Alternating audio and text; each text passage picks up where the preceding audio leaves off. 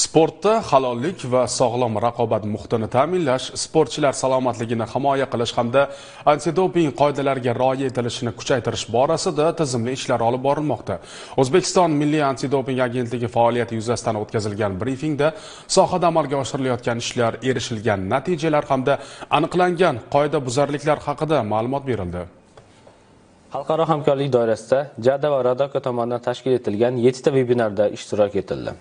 Shuningdek, xalqaro IDSO kursini tamomlab, 6 nafar agentlik xodimi xalqaro musobaqalarda doping nazorati xodimi sifatida ishtirok etish bo'yicha sertifikatlarga ega bo'lishdi. Qoidabuzarliklarning oldini olishga qaratilgan profilaktik ishlarga alohida e'tibor berilmoqda. Boks, dzyudo, og'ir atletika, qilichbozlik, taekvondo kabi 30 ga yaqin federatsiya assotsiatsiyalarining 400 dan ortiq sportchilari bilan individual suhbatlar tashkil etildi.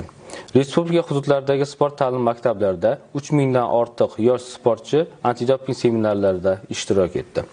Ta'lim.uz platformasida esa 1876 nafar sportchi ta'lim dasturini yakunlab, sertifikatga ega bo'ldi va ushbu sertifikat orqali mamlakat kubok va chempionatlarda ishtirok etish huquqini qo'lga kiritdi.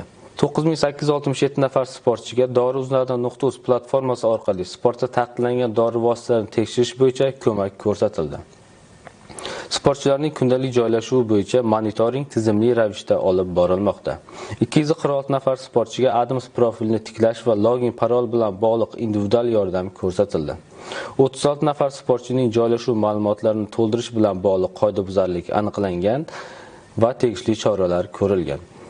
Hisobot davrida 611 ta doping sinama olingan bo'lib, 7 ta antidoping qoidabuzarligi aniqlangan bo'lsa, 5 nafar sportchiga nisbatan qaror e'lon qilingan. 2 nafar sportchining qoidabuzarligi bo'yicha surishtiruv ishlari davom ettirilmoqda. Dopingga qarshi kurash sohasiga oid savol va takliflar uchun agentlik tomonidan tunu kun xizmat ko'rsatuvchi aloqa markazi ishga tushirilgan bo'lib, sport jamoatchiligi 95 kodi bilan 199 55 01 telefon raqami orqali murojaat qilishlari mumkin.